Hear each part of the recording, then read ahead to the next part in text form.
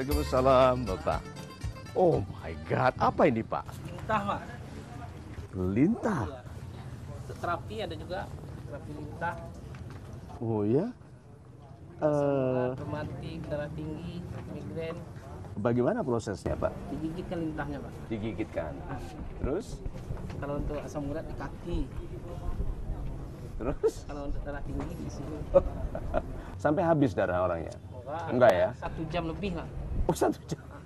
Terus apakah sebesar itu nanti dia? Enggak. Ya? Kalau yang untuk terapi yang kecil-kecil. Oh begitu. Kalau yang besar ini untuk minyaknya nih. Untuk minyak lintah. Minyaknya untuk apa nanti minyaknya? Untuk obat kuat untuk laki-laki. Oh ya. Pak. Jadi Pak. Ya Pak, apa kabar? Iya, alhamdulillah. Baik. Alhamdulillah. Bapak dari universitas? Universitas. Itu, Pak, training, Pak. Oh dari training, I see. Oke. Super sekali. Ini baru saya lihat ini Pak. Besar-besar, Pak. Ini dari mana didapatnya Pak? Atau dibiakkan? Penangkaran, iya di Bogor ini. Dari Bogor? Oh ya? Untuk jadi untuk terapi. Itu untuk memegang saja tidak setiap orang berani loh Pak. Ya? Ini yang besar nih, Pak. Hah? Yang udah yang besar ini. Rasanya Yang terapi, kalau yang terapi yang kecil rasanya itu. bulu-bulu di badan saya keluar semua ini Pak. Oh my God. Apa yang membuat Bapak tertarik ke bisnis ini Pak? Oh, ini. Iya. Ya, karena belum orang banyak belum mengerti masalah ini. Saya lihat di TV juga dulu. Saya lihat kan, saya belajar, saya beli bukunya, cara-cara terapinya. Di sini belum ada.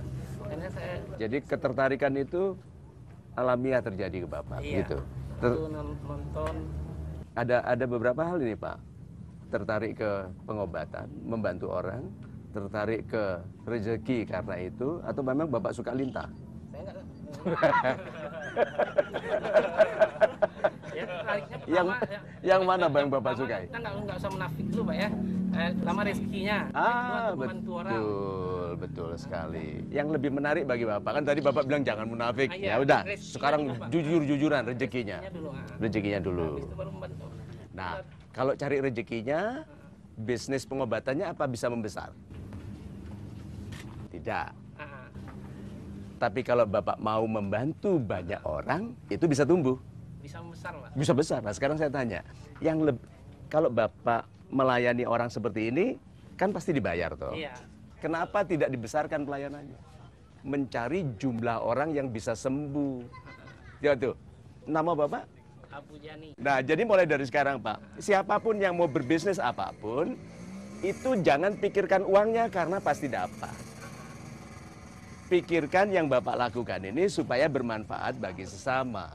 Bukankah Tuhan mengatakan sebaik-baiknya manusia itu yang bermanfaat bagi sesama? Bukan yang kaya kan, Pak? Betul. Salah satu kunci sukses juga, Pak ya. Iya, berarti tujuan Bapak adalah memperbesar manfaat. 1 kali perawatan berapa?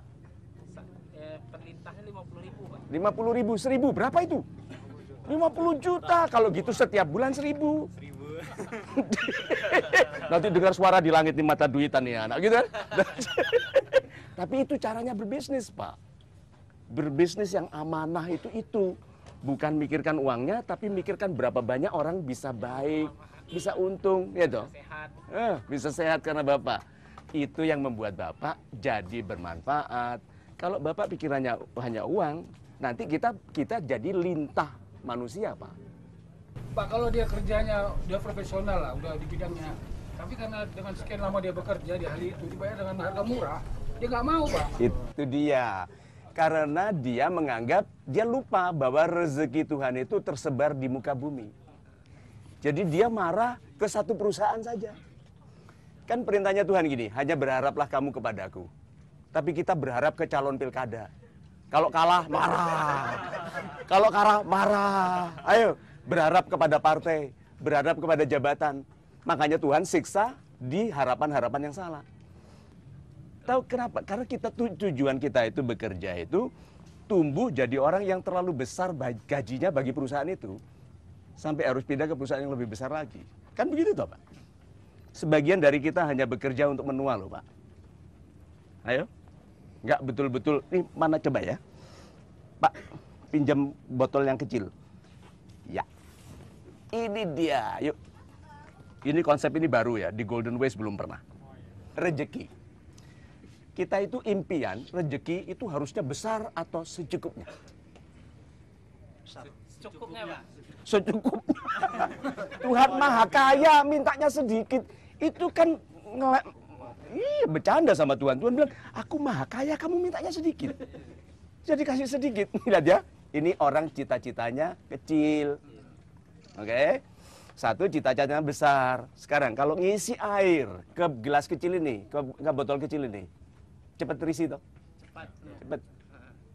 Makanya orang kalau kemauannya kecil, dapatnya kecil, cepat. Orang yang cita-citanya besar, cepat nggak terisi? Lama, nggak sabar. Alasan kenapa orang tidak mau cita-citanya besar itu tidak sabar. Padahal ngisi botol besar memang lama. Tapi, Pak ambil satu lagi. Orang yang cita-citanya kecil, Pak, sinar dari cita-cita kecil itu lemah, Pak. Orang yang cita-citanya besar, sinar dari cita-cita besar itu terang, Pak. Jadi raut wajahnya orang yang keinginannya besar itu beda. Kalau saya, Pak, Kurang minyak itu.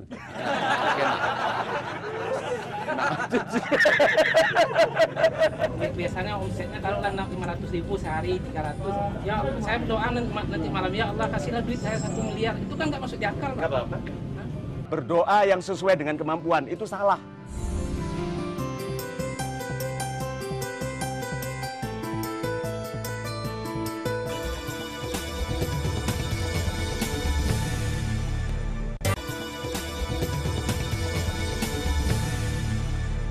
Pak, Ya. ini, Pak, apakah kita berdoa itu nggak harus sesuaikan dengan keadaan, Pak? Contohnya saya sekarang ini kan. Nanti dulu.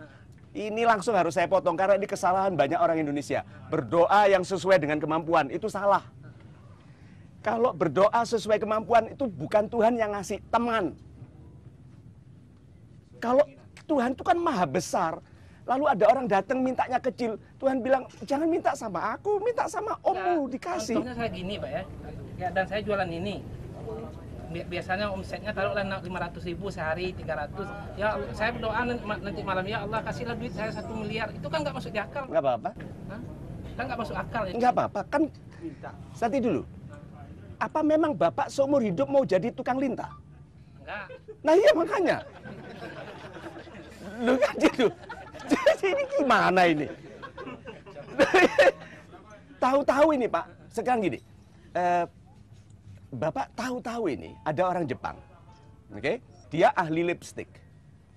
Lipstick itu warna merahnya itu ada zat pewarna tertentu yang kena lampu neon, ini matahari warnanya tidak berubah, Pak. Sebagian lipstick berubah. Kalau di ruangan gelap lampu neon jadi biru. Bapak itu tahu ada tanaman yang mengandung zat merah itu. Ayo kalau nggak jadi kaya raya. Ya. Terus apa yang Bapak pikir kekayaannya Tuhan itu kenapa hanya melalui lintah, Pak? Ini namanya aja Bapak nggak tahu siapa satu ini kan. Ini kan saudara-saudara ini, Pak. Nah, jadi iya toh. Pikir itu loh, Pak. Kenapa Bapak yang membatasi Allah? Kenapa Bapak membatasi Tuhan? Padahal kenapa Tuhan itu disebut Tuhan? Karena untuk dimintai yang tidak masuk akal. Mulai dari sekarang, Pak, jangan dikecilkan. Allah itu jangan dikecilkan. Minta yang besar. Pak Mario tanya, Pak, orang miskin supaya bisa anaknya kuliah itu gimana? Gini, pertama kali ya, anak jangan dipaksa jadi juara di kelas, di sekolah. Jangan.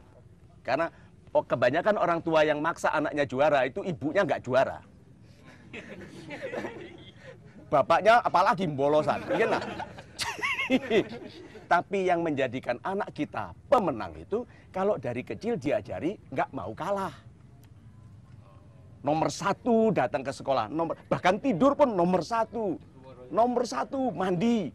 Jadi anak itu harus dilatih tidak mau kalah, Pak. Istilah modernnya, istilah manajemennya kompetitif. Lihat orang gagah, dia gagahkan diri. Orang bajunya rapi, dia rapikan. Ini anak yang tidak usah dipaksa, Pak. Pasti nomor 1. Saya sekolah di luar negeri beberapa kali. Kalau Bapak lihat wajah saya ini anak orang kaya atau anak orang miskin? Kalau dilihat dari wajahnya. Biasa-biasa aja. Orang kaya, Pak. Menengah ke atas lah, Pak. Terus, saya anak orang miskin, Pak. Kan bisa kelihatan sisa-sisa kemiskinan di wajah saya. Oh. Kelihatan, Pak. Oh. Pak, saya dulu dapat beasiswa. Saya sekolah ke Amerika 2 kali, ke Jepang, setelah itu kemana-mana. Itu beasiswa, Pak. Karena ayah saya mendidik saya bangga dengan dirinya. Kan miskin itu sekarang. Nantinya. Berarti apa, Pak? Bukan masa kininya, Pak. Masa depannya. Oke? Kan Bapak ingin jadi anaknya nanti jadi orang besar, toh? Iya. Kalau bisa kuliah-kuliah, kalau tidak apa-apa. Tetapi yang pasti itu, Pak, jadikan anak Bapak itu mencintai kejujuran. Cintai jujur. Orang jujur itu rezekinya baik. Orang jujur itu masalahnya sudah selesai, bahkan sebelum masalahnya datang. Pak, jadi anak dilatih untuk menjadi anak bangga, jujur, bekerja keras. Nah, jadi kalau begitu, yuk jadi bangsa Indonesia yang penyayang. Ya, oke, mulai dari sekarang jangan terlalu khawatir rezeki kita kurang, rezeki kita langsung dari Tuhan. Baik saja sama orang, Pak. Gitu? Bapak tahu nggak orang-orang yang sedang renovasi rumah rezekinya selalu baik? Kerasa nggak? Kalau sedang perbaiki rumah rezekinya ada aja? Iya. Duh, berarti Tuhan itu mementingkan proyek. Ya, proyekku menjadikan orang tuaku sehat, bisa berangkat haji 3 tahun lagi. Itu proyek, Pak. Nah, banyak orang dalam hidupnya tidak punya proyek, hanya mengeluh dari hari ke hari. Tuh, proyek Tuhan itu punya kemampuan hebat, Pak. Waktu itu bisa dilipat. Tahu nggak, banjir itu tidak untuk setiap orang. Ada orang lihat banjir, ada orang tidak loh, Pak. Karena Tuhan mampu membuat kehidupan itu berlapis-lapis. Sampai kalau Bapak orang baik, Pak Saparudin orang baik, Tuhan bisa bilang gini, hujan jangan turun dulu, Saparudin mau lewat. Coba. Hah? Maha besar Tuhan. Seru sekalian alam.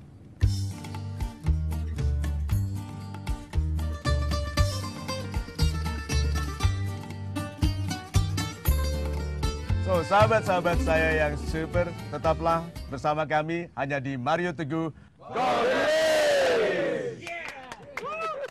Sahabat saya yang baik hatinya, bisa kita simpulkan dari perbincangan kita yang ramah itu tadi bahwa setiap orang berhak untuk meminta apapun yang bisa dimintanya dari Tuhan dan tidak boleh membatasi ukuran dari permintaannya karena Tuhanlah yang mampu untuk memenuhi permintaan yang kelihatannya tidak masuk akal bagi orang lain.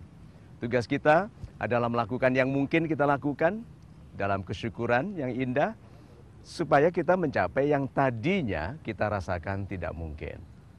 Tugas kita bukan untuk mengeluhkan besarnya beban, tugas kita adalah untuk ikhlas melakukan yang sekarang bisa kita lakukan yang berada dalam kemampuan kita. Setelah itu, hiduplah dengan fokus kepada menjadikan diri sebermanfaat mungkin. Bukan uang yang dicari, karena uang pasti didapat karena pelayanan kita kepada sesama. Maka marilah kita menemukan cara-cara menggembirakan, membaikkan kehidupan sesama supaya kita dirawat dalam sebaik-baiknya kesejahteraan. Itu. Apapun yang dikerjakan dengan setengah-setengah, hasilnya tidak akan baik sehingga harus diulangi. Lebih baik salah jelas supaya segera diperbaiki daripada tidak pernah tahu benar atau salah.